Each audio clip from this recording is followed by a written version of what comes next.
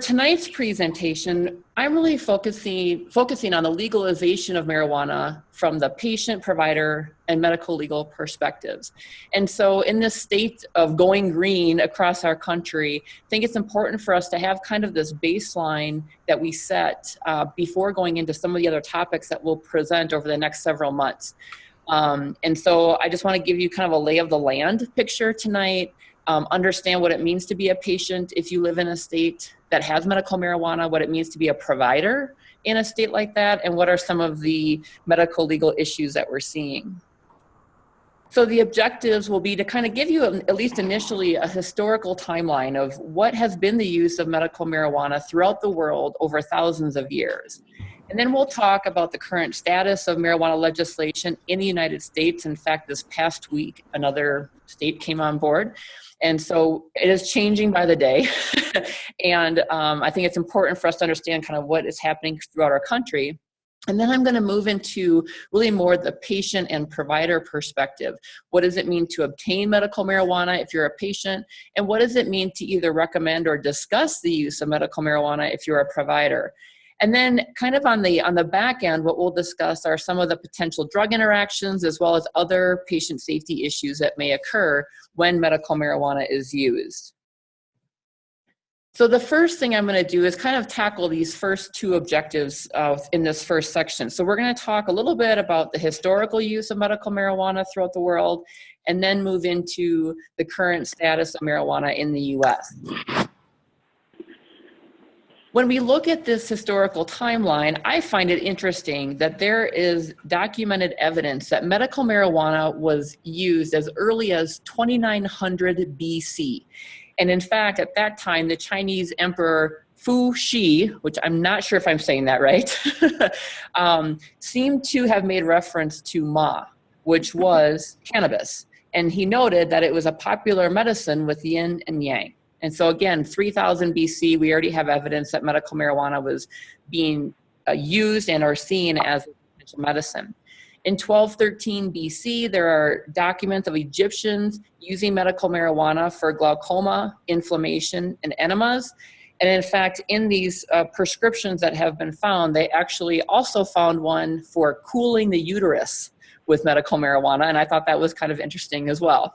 In 200 BC, in ancient Greece, my computer just went completely nuts here. Let me see here. I'm just going to keep going, and I'm going to let my AV guys fix this. In ancient Greece, cannabis was used as a remedy for earache, edema, and inflammation. So again, we're not even into discovery in the Americas yet, but it's been around for thousands of years. If we go to now 70 AD, we cite Roman medical texts that have used marijuana for earaches and suppression of sexual longing. This actually came from a really well-known tome from a Greek physician, and has been around for the next 1500 years as a kind of a cited, very popular medical text. In 200 AD, a Chinese surgeon was actually using cannabis resin and wine combined together as an anesthetic. And some of these procedures that this gentleman was performing was no laughing matter. We have things like organ grafts, dissecting the intestines, and laparotomies. And so he was using cannabis resin and wine to prevent the pain that would come from these pretty drastic surgeries. And in 1578, Chinese medical texts continued to describe medical marijuana to treat vomiting, parasites, hemorrhage, and other infections. Now, if I kind of jump ahead quite far here, we look at the historical use of medical marijuana in the United States. And actually, the Jamestown settlers brought marijuana to North America. Now, at that point, it's kind of important to recognize that it was really hemp that they brought. And hemp is a low THC marijuana, meaning that, at least by our standards today, the THC content would be 0.3% or lower. And hemp, as you all know, is being used commonly as a fiber to make bags and rope and a lot of different things. And we're actually finding that there may be some therapeutic properties there as well. What's interesting about this time frame is that in 1762, Virginia awarded bounties for hemp culture and manufacture and actually imposed penalties on those who did not produce it. And so kind of an opposite type of mindset. When George Washington was in his prime, he was growing hemp at Mount Vernon. They actually have many of his diaries which indicate he was probably also growing cannabis with high THC content and called it marijuana as well.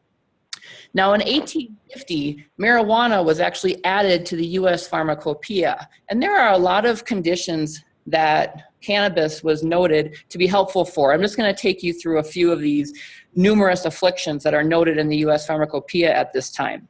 Neuralgia, tetanus, typhus, cholera, rabies, alcoholism, opioid addiction, anthrax, leprosy, incontinence, gout, convulsive disorders, tonsillitis, insanity. The list goes on. And as I'm a women's health expert, I also have to say excessive menstrual bleeding.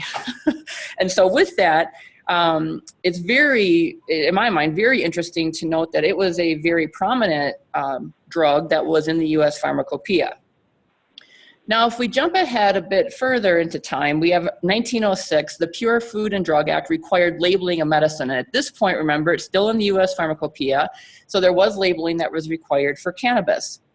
But as time evolved, and at this point, prohibition was very prominent, 11 states decided to have marijuana prohibition laws. So now the tides are turning. And in controversy, because in the 1930s, American pharmaceutical firms were selling medical marijuana extracts. And in fact, at this point, Parke-Davis and Eli Lilly were selling standardized extracts of marijuana for use as an analgesic and an antispasmodic and as a sedative. There actually also was another company called Germalt and Company that marketed marijuana cigarettes for the treatment of asthma. So again, there's kind of this controversy happening at this time.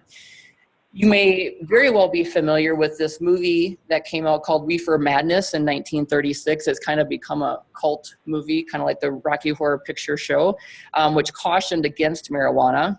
And then again, on the other side, in nearly that same time, 1937, the AMA was really wanting to support research on marijuana.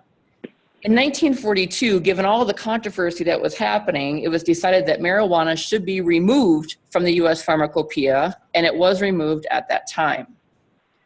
Now, in 1964, THC, the psychoactive ingredient of medical marijuana, was first identified and synthesized by Dr. Raphael Mechoulam. And he is a professor at the Hebrew University of Jerusalem, and he is really thought to be the grandfather of marijuana because he's been so instrumental in identifying critical components of the plant.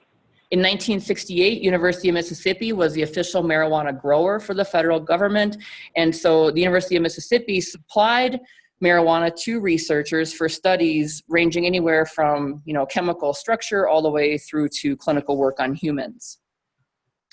And then in 1970, the Controlled Substances Act classified marijuana as a Schedule I drug. And what that means as a Schedule I drug is that there is no medical use for the drug.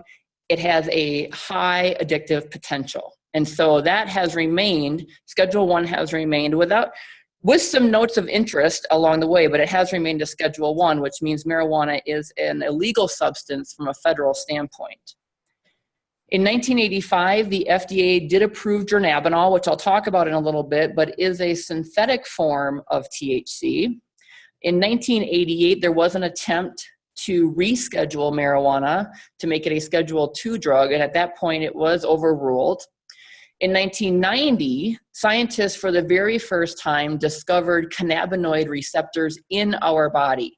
And in fact, since then have discovered that we actually have an entire endocannabinoid system in our bodies going from head to toe.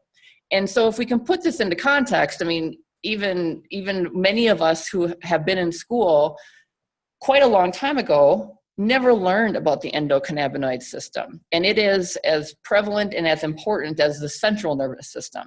But because it's such a recent discovery, we don't know that much about it, and we're learning more and more all the time.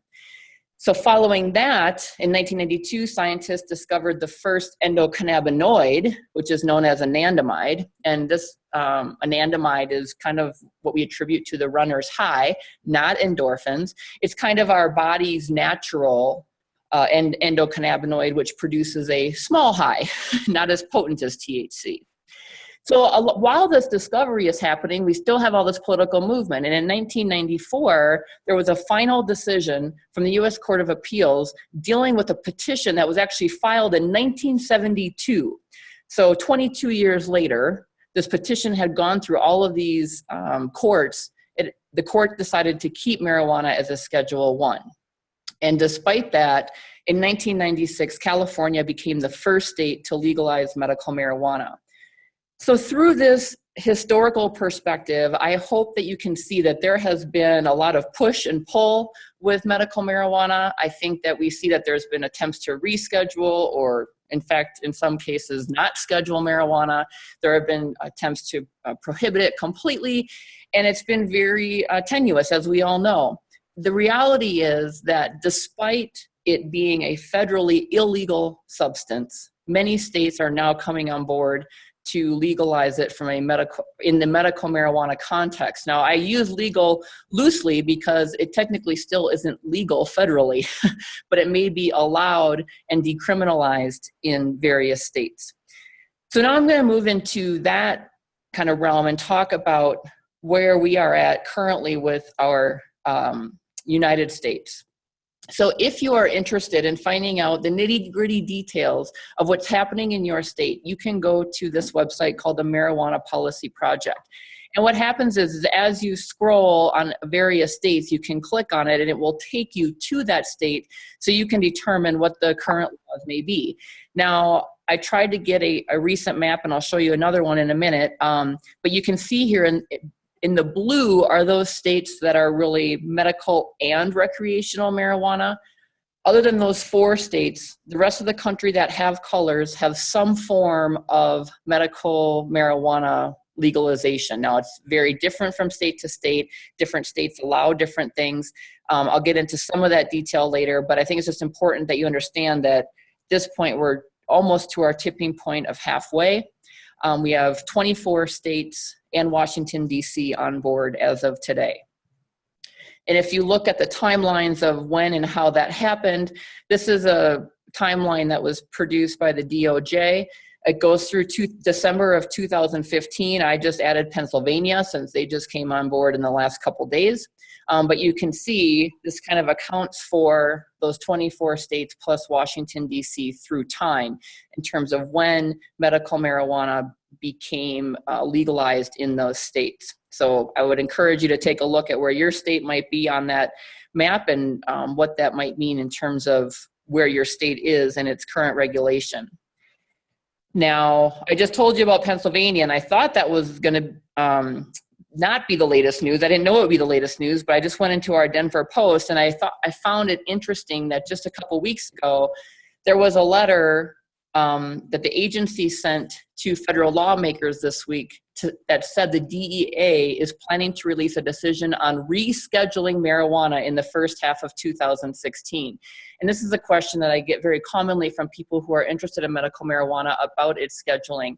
I don't know which way this is going to go. So far throughout history, it has been overruled, overturned, or not adhered to in these requests. But it looks like it's under kind of strict review again through the DEA, and we'll see if they go to a less restrictive schedule. I think the outcry from many of the national organizations has been to reschedule it so it can be studied and researched better.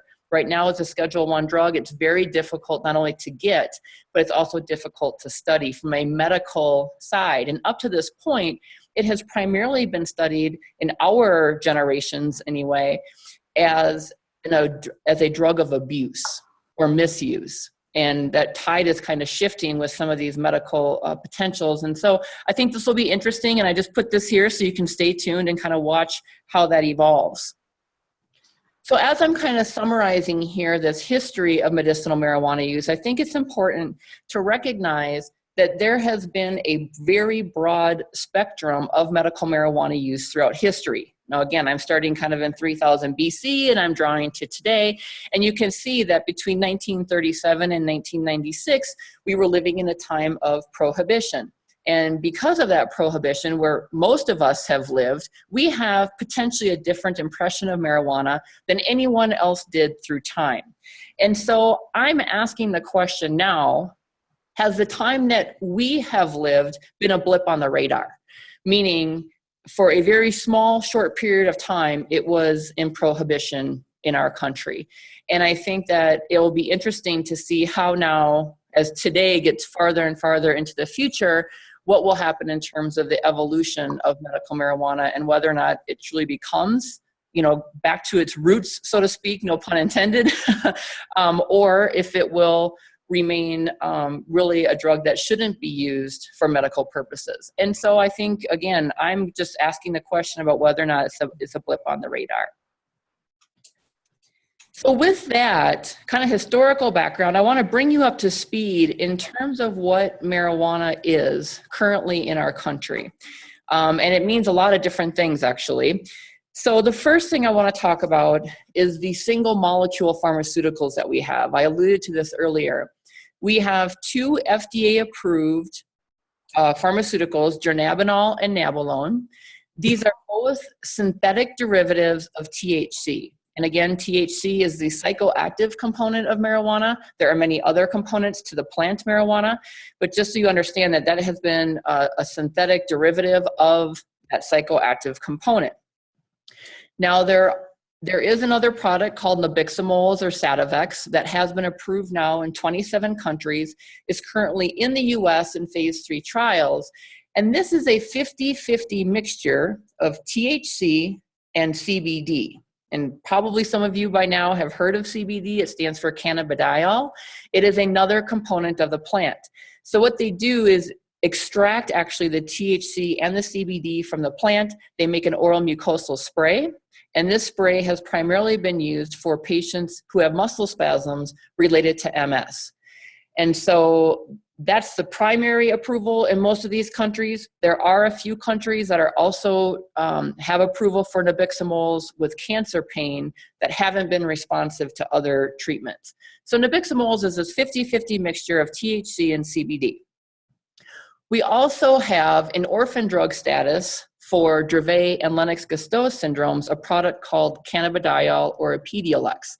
Again, this is a whole plant extract, or a whole plant-based extract where they extract the CBD from the plant, and it is being used in pediatric epilepsy. And this is maybe where you've seen a lot of media press regarding a drug that's helped these children who are having recurrent or retractable seizures. And so we're finding that with the CBD product, they're having pretty remarkable responses in terms of reducing seizures or even in some cases becoming seizure-free. Right now it's in orphan drug status. There also is GW Pharma is the company that makes it. They've also received a fast track designation from the DEA.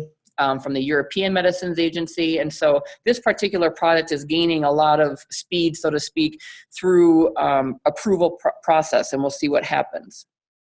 Now, with that all being said, what we are really focusing on throughout the course of this entire series is the medicinal plant cannabis, the Schedule I plant that is illegal, but that has a lot of different cannabinoids in it, and you're going to learn a whole lot more about it as we go forward. One of the key opinions that I think is important for you to understand for any of the presentations that I give, and I think also that you'll hear in the future from Dr. Franson, is that really the considerations for medical marijuana are very different than the considerations for recreational use of marijuana. In that when you have a person who is using marijuana medically, there is a true benefit risk that needs to be weighed. It is a drug like any other drug with potential benefits and potential risks, and you are trying to balance that benefit risk for any patient with a condition. When you have a recreational user, the intention is impairment. And with that, I think it presents more of a risk-risk scenario, so that it's not a matter of if, but a matter of when a potentially adverse event could occur. And so I have to say that I have found that in fact, many medical marijuana patients don't want to be high. And I think that's a perception that many of us have. And I have to say, I had it when I first started all this as well. But I think that what we find is that when people are using it medically, they truly are trying to balance what's going to be best for them to relieve their symptoms or their condition. And then in summary here for this kind of first two objectives, we have documentation throughout the world regarding the use of marijuana now for thousands of years. It remains a Schedule I drug by the United States federal government, making it illegal federally, although, quote, legalized in some states. And that legislation really does vary across the United States, and in the rules and laws in specific states are also very different.